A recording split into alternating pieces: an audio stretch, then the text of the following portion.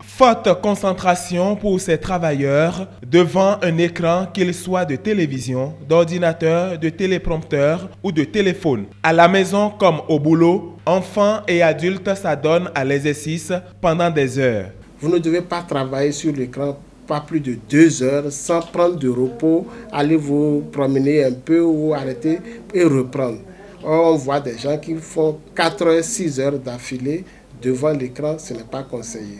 Même si les écrans sont étudiés pour permettre aux yeux de supporter les radiations qu'ils émettent, le contact avec cet outil exige le respect d'une certaine règle. Autrement, des picotements, des yeux rouges, la sécheresse oculaire et autres guettent chaque citoyen. Il faut que l'écran se situe à une bonne distance, que ce soit l'écran télévisuel ou surtout l'écran des ordinateurs, au moins une distance au-delà de 30 cm pour ne pas fatiguer l'œil, afin que l'œil puisse faire l'accommodation.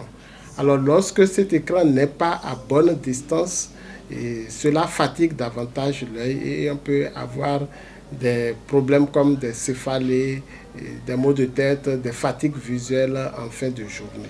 Dans un monde où la modernité s'invite dans presque tout, quel est le sort des enfants face à cet impact de l'écran sur les yeux? La plupart du temps, tout le monde achète de portables, de smartphones aux enfants. Tout ça, ça a un mauvais effet sur la vue des enfants. Ça peut entraîner la myopie. Il est conseillé de laisser les enfants avoir au moins l'âge de 13 ans avant de pouvoir jouer sur les smartphones.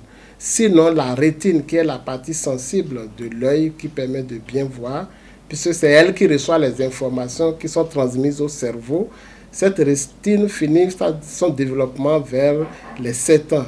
Mais après, quand même, il y a entre 7 ans et 13 ans, l'œil a besoin encore d'un certain nombre de structuration pour être au complet. En plus de ces consignes, une consultation ophtalmologique par moment est conseillée par les spécialistes des yeux.